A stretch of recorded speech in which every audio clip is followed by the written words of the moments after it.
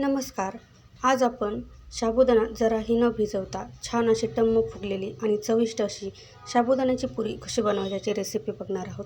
आणि ही पुरी तुम्ही बघू शकता किती मस्त दिसायलाही दिसू राहिली आणि मस्त अशी टम्म फुगलेली आहे आणि चवीला तर एकदम अप्रतिम अशी लागते. आणि मेन म्हणजे हे तेलकटही जास्त होत नाही, एकदम कमी तेलकट बनवून तयार होते.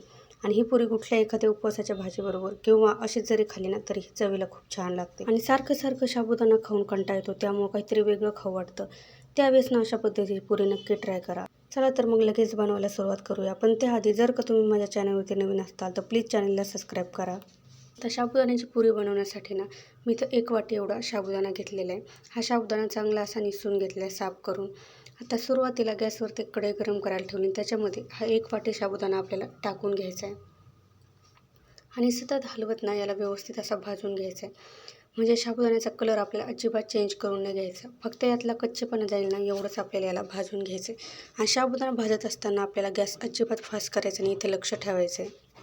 कमीच गॅसवरती हा साबुदाणा नीट असा भाजून घ्यायचा आहे. तर बघू शकता थोड्या वेळच्या नंतर छान असा साबुदाणा भाजलेला आहे आणि याचा कलरसुद्धा चेंज झालेला नाही, तुम्ही बघू शकता. एकदम हलकंसं याला असा भाजून घ्यायचा आहे. आता लगेचच हा साबुदाणा आपल्याला एखाद्या मोठ्या ताटामध्ये काढून घ्यायचा आहे. तर मी ह्या ताटामध्ये हा साबुदाणा काढून घेतलेला आहे आणि याला आपल्याला पूर्ण थंड करून घ्यायचा आहे, अजिबात थोडाही गरम असला नाही पाहिजे. तर बघू शकता इथं हा साबुदाणा मी पूर्ण असा थंड करून घेतलेला आहे. थोडाही कोमट नसला पाहिजे, पूर्ण असा थंड असला पाहिजे आणि मगच आपल्याला हा मिक्सरच्या भांड्यामध्ये टाकून बारीक असा वाटून घ्यायचा आहे. तर मिक्सरच्या भांड्यामध्ये हा साबुदाणा बारीक वाटून घ्यायचा आहे आणि वाटल्यानंतर याला चाळूनसुद्धा घ्यायचं आहे. तर बघू शकता अशा पद्धतीने पूर्ण हा साबुदाणा मी वाटून याला चाळून घेतलेला आहे चाळणीने. साबुदाणा चाळूनच घ्यायचा, म्हणजे त्याच्यावरचं जे काही अशी भरड असेल ती सगळी निघून जाते आणि अशा पद्धतीने आपल्या साबुदाण्याचं पीठ तयार होतं. आता याला थोडा वेळ साईडला ठेवूया. आता इथं मी याच्यामध्ये टाकण्यासाठी छोट्या आकाराचे 2 ते 3 बटाटे अशा पद्धतीने शिजवून घेतलेले आहेत. तर बटाटे मी असे बारीक कट करून शिजवून घेतले आहेत, म्हणजे पटकन शिजतील म्हणून. तुम्ही असेच अख्खाले शिजवले तरीसुद्धा चालेल. आता हे सगळे बटाटे अशा पद्धतीने आपल्याला चमच्याने किंवा हाताने असे बारीक करून घ्यायचे आहेत आणि याच्यामध्ये थोडेही असे बटाट्याचे अजिबात तुकडे राहिले नाही पाहिजे. बघू शकता अशा पद्धतीने पूर्ण बटाटे मी ह्या चमच्याने बारीक करून घेतलेले. तुम्हाला कुठंही बटाट्याचे असे जास्त मोठाले असा भाग दिसत नाही आहे. आता लगेचच हे बटाटे आपल्याला साबुदाण्याचं जे पीठ तयार करून घेतले याच्यामध्ये टाकून घ्यायचे आहेत.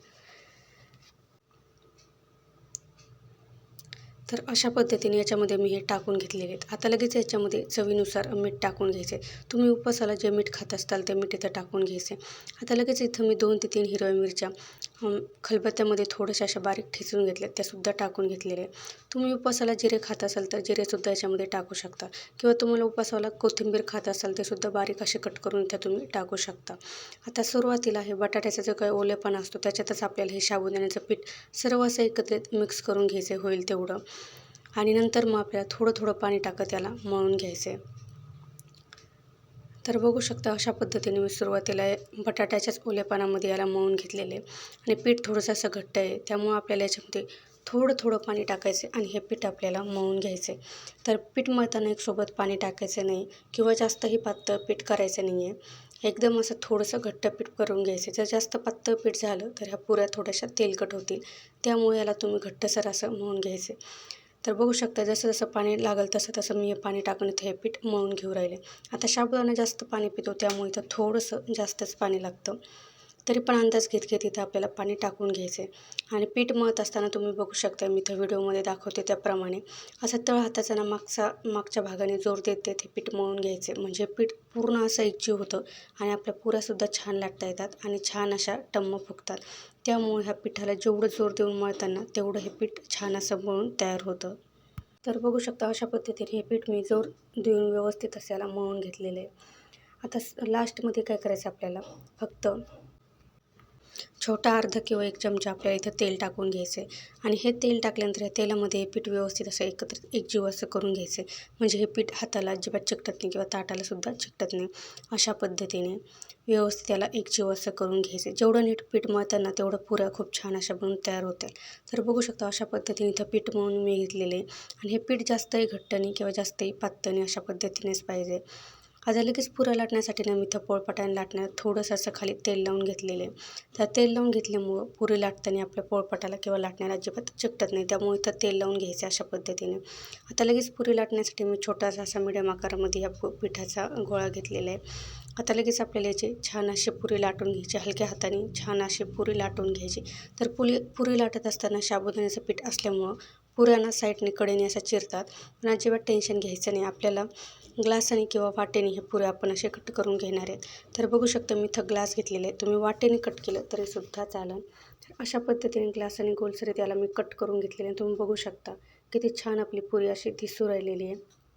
आणि जास्तही पातळ नाही किंवा जास्तही जाड नाही, एकदम मिडियम आकारामध्ये ह्या पुऱ्या आपल्याला अशा लाटून घ्यायच्यात. बघू शकता छान अशी पुरी दिसू राहिलेली आहे. तर अशा पद्धतीने आणखी एक पुरी तुम्हाला मी करून दाखवते. तर बघू शकता अशा पद्धतीने पुरी लाटून घेतल्यानंतर आपल्याला अशा ग्लासाने याला कट करून घ्यायचं आहे. एकदम सहज कट होतं आणि दिसायलासुद्धा किती छान पुरी दिसू राहिली तुम्ही बघू शकताय, एकदम मस्त. तर अशा पद्धतीने मी इथे एवढ्या पुऱ्या तयार करून घेतलेल्या आहेत आणि थोडंसं पीठ ठेवलं ना, याचे मी थोडेसे असे वडे तयार करून घेणार आहे. आता ह्या पुऱ्या तळण्यासाठी ना मी इथं कढईमध्ये कडकडीत असं तेल गरम करून घेतलेले आहे. कडकडीत तेल गरम करून झाल्यानंतर याच्यामध्ये आपल्याला पुरी सोडायची आणि पुरी सोडल्यानंतर सुरुवातीला अजिबात त्याला हलवायचं नाही, असं चमच्याने वरच्या बाजूने आपल्याला तेल सोडून घ्यायचं आहे. तर तुम्ही बघू शकता एकदम टम्म अशी पुरी आपली फुगलेली आहे. प्रत्येकाची बाजू पलटी करून दोन्ही बाजूने फास्ट गॅसवरती आपल्याला ही पुरी तळून घ्यायची आहे. तर बघू शकता छान अशी टम्म पुरी फुगलेली आहे आणि छान अशी दिसू पण राहिलेली आहे. मस्त तळलेली, हलकासा कलरसुद्धा याचा बदललेला आहे, जास्त कलर बदलून पण घ्यायचा नाही. आता लगेच ही पुरी आपण काढून घेऊया. अशाच पद्धतीने आणखी एक पुरी तुम्हाला तळून दाखवते. तर बघू शकता पुरी तेलामध्ये सोडल्यानंतर चमचा न लावता असा चमच्याच्या आपल्याला मदतीने पुरीच्या वरच्या बाजूने असं तेल सोडून घ्यायचे, म्हणजे छान अशी पुरी टम्म फुगते. तुम्ही बघू शकताय छान अशी पुरी फुगू राहिलेली आहे. आता दोन्ही बाजूनी छान अशी पुरी आपल्याला तळून घ्यायची आहे. छान गुबगुबीत टम्म फुगणार आपल्या पुऱ्या बनून तयार झालेले आहे. आता मस्त अशी पुरी तळलेली आहे आणि छान असा कलरसुद्धा बदललेला आहे. तर अशाच पद्धतीने दुसऱ्या सगळ्या पुऱ्या तयार करून घेऊयात. तर बघू शकता इथे एवढ्या पुऱ्या मी इथे तळून घेतलेल्या आहेत आणि तुम्ही बघू शकता किती छान अशा टम्म फुगल्या. प्रत्येक पुरी अशी आपली टम्म फुगलेली आहे. तुम्हीसुद्धा अशा पद्धतीने एकदा नक्की बनवून बघा. आता उपवासाला रोज रोज साबुदाणा खाऊन कंटाळा येतो, त्यामुळे जर का तुम्ही अशा पद्धतीच्या पुऱ्या बनवल्या तर खूपच आवडीने खाताल. आणि ह्या पुऱ्या उपवासाच्या एखाद्या बटाट्याच्या भाजीबरोबर किंवा शेंगदाणे चटणीबरोबर खाल्ल्या तरी खूप छान लागतात, किंवा जर अशा सुक्या खाल्ल्या ना तरीसुद्धा खूप छान लागतात. कारण याच्यामध्ये आपण तिखट टाकलेलं, त्यामुळे खूपच चविष्ट बनवून तयार झालेले आहे. तुम्ही जर एकदा अशा बनवून आला तर साबुदाणा विसरून जाताल, सारखं असेच बनवताल. एवढ्या छान अशा पुऱ्या बनवून तयार झालेल्या आहेत. कशी वाटली ना रेसिपी नक्की कमेंटमध्ये सांगा आणि रेसिपी थोडी जरी आवडली असेल तर एक लाईक नक्की करा.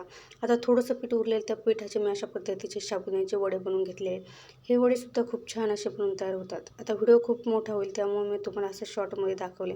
छान असे वडे बनवून तयार झाले. नक्की तुम्हीसुद्धा अशा पद्धतीने बनवून बघा. कशी रेसिपी वाटली मला नक्की कमेंटमध्ये सांगा. रेसिपी आवडली असेल तर एक लाईक नक्की करा आणि चॅनलवर नवीन असाल ना तर नक्की सबस्क्राईब करा आणि नक्की अशा पद्धतीचे एकदा बनवून बघा. रेसिपी बघितल्याबद्दल धन्यवाद.